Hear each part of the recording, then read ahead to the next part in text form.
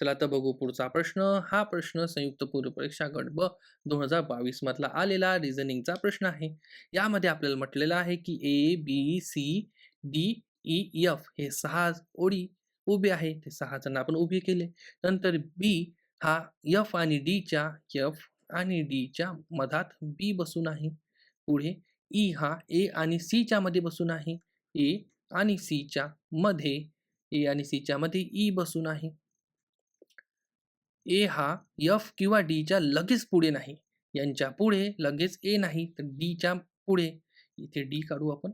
D आणि F यांच्या पुढे ए बसून नाही. सी हा डीच्या लगेच पुढे नाही. डीच्या लगेच पुढे इथे सी पण बसत नाही. तर डीच्या वर ए येत नाही. म्हणजे आपण यांची जर आपण मांडणी करतो म्हटलं तर हे याच्या खाली किंवा हे याच्या वर तर असे 6 जण बसणार. तर CEA हे डीच्या वर ठेवू शकत नाही कारण डीच्या वर म्हटलेलं नाही आपल्याला नाही ठेवू शकत.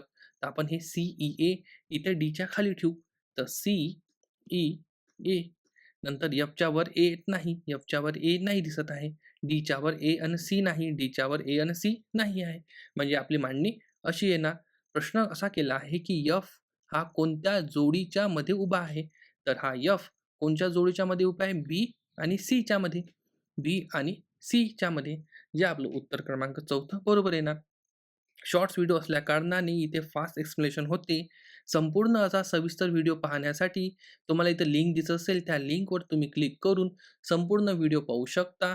त्या व्हिडिओमध्ये संयुक्त पूर्व परीक्षा गट ब 2022 मधले सर्व गणिताचे क्वेश्चन त्यामध्ये एक्सप्लेन केलेले आहे. व्हिडिओ आवडला असेल तर लाईक करा, मित्रांमध्ये शेअर करा.